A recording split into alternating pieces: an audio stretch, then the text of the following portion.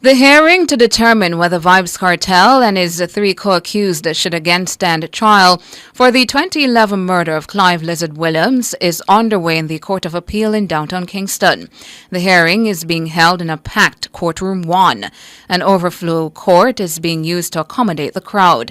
The matter is being heard by Justices Marvin MacDonald Bishop, Paulette Williams and David Fraser in courtroom 1.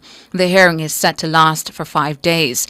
Justice MacDonald Bishop began by cautioning media against reporting in such a way that may inflame public passion in this matter.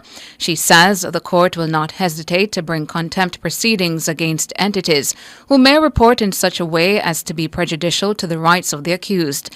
The morning session of the hearing was dominated by objections from the Office of the DPP to aspects of affidavits filed by the accused men and their relatives. Kartel and Andre St. John are being represented by Isaac Buchanan. Bert Samuels is appearing for Sean Campbell. John Clark is representing Kahira Jones in the matter. And the attorneys representing Sean Storm Campbell are attempting to argue that their client will be unable to get a fair retrial. The attorneys have tendered an affidavit on Campbell's behalf, which points to coverage of video blogger Sir P of the popular Politrix Watch YouTube channel. The affidavit makes the argument that bloggers with no journalistic training have a colored public perception of the matter. The matter came up in the retrial hearing in the Court of Appeal this morning. Campbell's sister's affidavit says Jamaica's jury system cannot possibly impanel an impartial jury. His family says they also don't have the money to facilitate another trial in what's described as an unjust system. Acting Director of Public Prosecutions Claudette Thompson says those are arguments and pleadings. Therefore, she argues they should be disregarded in the affidavit. However, the court did not accept the objections from the acting DPP. Justice MacDonald Bishop allowed the arguments in the affidavit to stand. The judges say they reserve the right to revisit any preliminary ruling on the DPP's objections. Meanwhile, the Court of Appeal has struck out arguments from Vybz Kartel's family, claiming the entertainer cannot stand a retrial on health grounds. The arguments were filed in an affidavit. Kartel's attorneys submitted an affidavit from the entertainer's son, Little Vybz, saying Kartel is sick. Little Vybz, whose given name is Adijah Jaheem Palmer, says in the affidavit that his father's incarceration has had a negative effect on the family. The younger Palmer said his grandmother Kartel's mother, Teresa Wilson Palmer, prays every night for her son. But Justice MacDonald Bishop struck out that argument. She says the younger Palmer couldn't have been there every night to witness the prayers. She ruled the argument amounted to hearsay. Justice MacDonald Bishop also struck out the claim that Kartel's heart could not sustain a retrial. The presiding judge reasoned Akil Palmer isn't in a position to definitively speak to that claim. And the attorneys representing Sean Storm Campbell are attempting to argue that their client will be unable to face a retrial. Going to move past that story since we already represented that. Heading to another matter of news now, the president of at least 2 taxi associations say the strike action by some operators has had a minimal impact on commuters.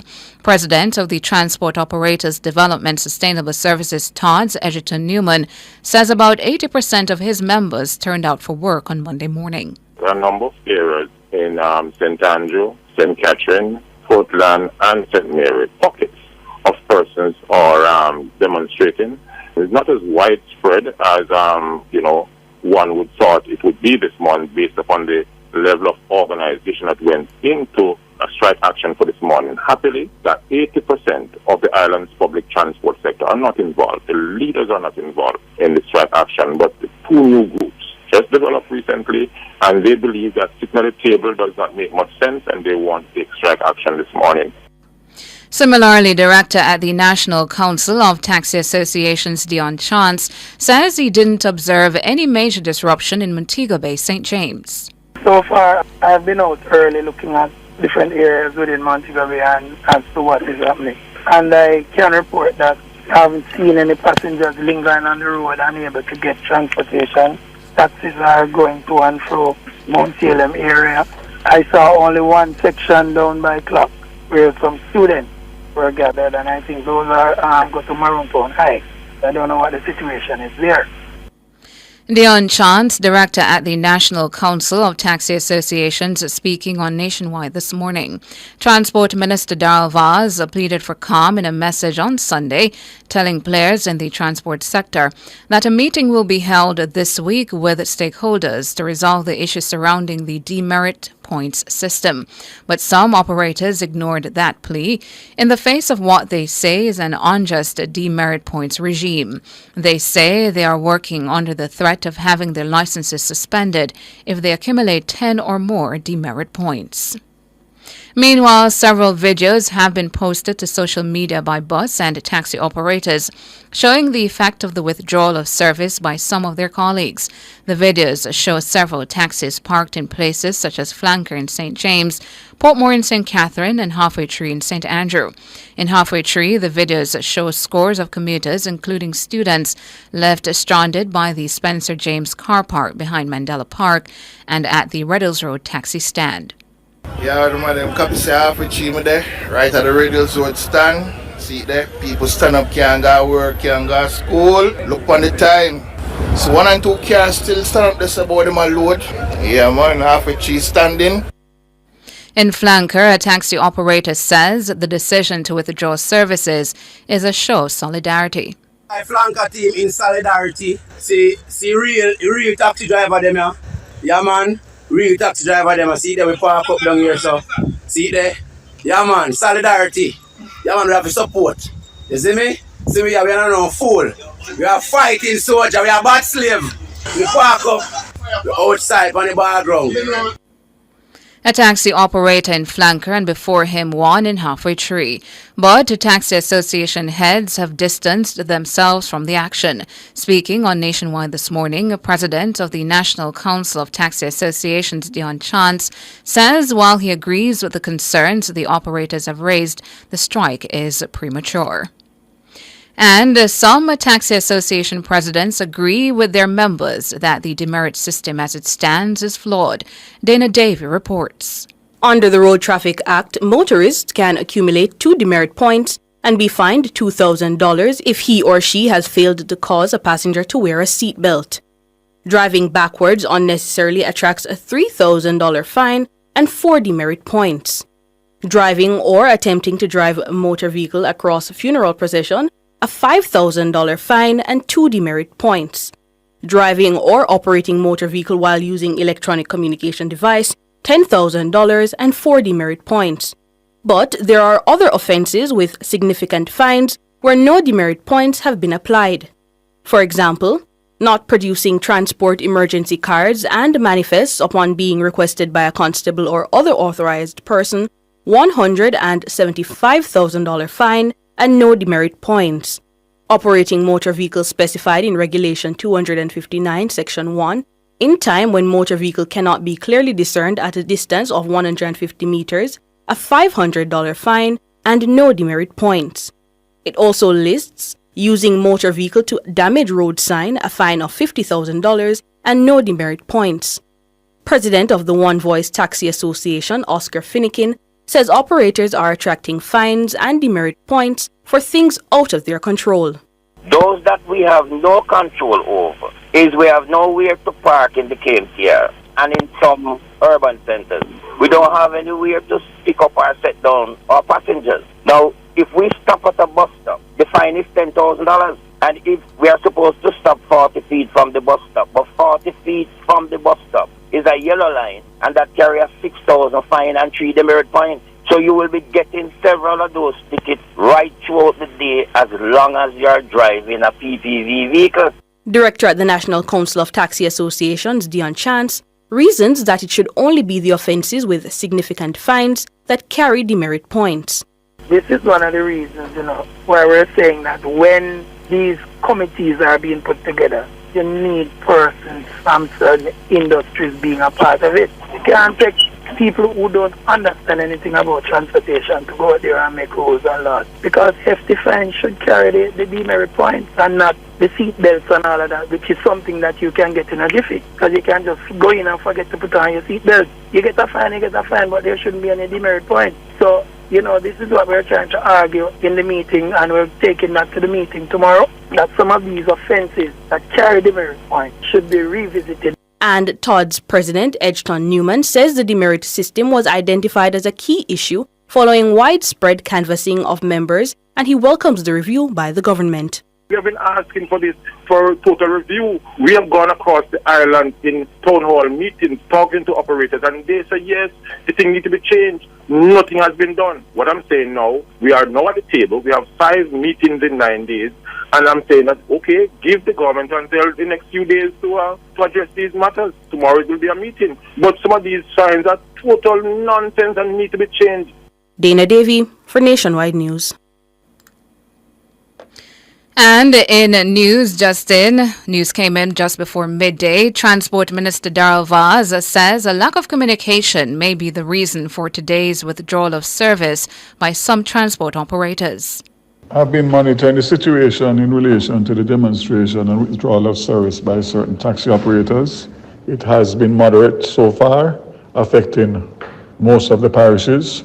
Obviously, there is a situation where I would want to believe that is a lack of communication why these transport operators continue to take action after a very definitive statement was made from last week that there will be a meeting tomorrow to address their concerns in relation to demerit points.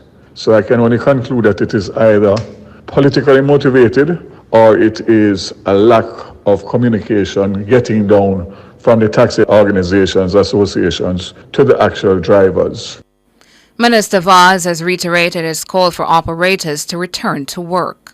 I'm calling for good order, good sense to prevail. I have already given a commitment that the matters will be addressed tomorrow at a meeting and will be a part of the review of the Road Traffic Act, which ends at the end of June. Therefore, I can only say once again that this action is premature and unnecessary. And I'm making an appeal to all those drivers who are taking part, who are losing income and causing great inconvenience to the commuters to get back on the job and allow the process to take its place. For those who are using it for political reasons, I ask you to desist, especially in relation to the roadblocks that are being mounted using trees and stones and other things to interrupt the flow of ordinary law-abiding citizens.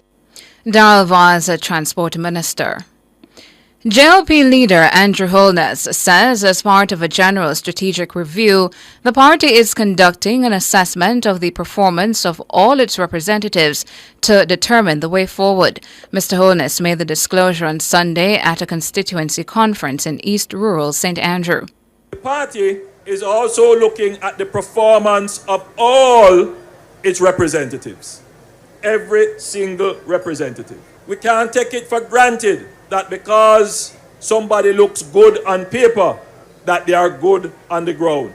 We can't take it for granted that because somebody have a brand name, you take it and say, well, that the man, the most good. No, we're going to be very scientific, very strategic in our approach. Mr. Holness says the review will take into consideration areas where his government can improve. We have been the government for going more than 8 years now. And in any institution, you must take the time after 8 years to review it, to look at what you are doing well, what you are not doing so well, what has changed in the environment, and what are the opportunities that exist, and what are the strategic approaches that you must take. So any good organization does that, and your party is doing that. Andrew Holness, a JLP leader. The JLP's caretaker for Northeast St. Anne, Senator Matthew Samuda, says the government has solved water issues in Kingston and St. Andrew that were left untreated by the PNP. Senator Samuda was also speaking Sunday at the JLP conference in East Rural St. Andrew. Senator Samuda highlighted instances in the past where he says the PNP have failed in water improvement efforts. You see, sometimes people come to you and say, what you doing today? As though it's not 30 years ago PNP mash up the water network and never spend no money on it. As if we can snap our fingers and fix everything we them never do for 30 years. Ladies and gentlemen, I want you to remember, it is the PNP that lay pipes on Washington Boulevard to bring water from Tullow Springs and Rio Cobre and never even connect the pipe them and then have the nerve to ask about water now.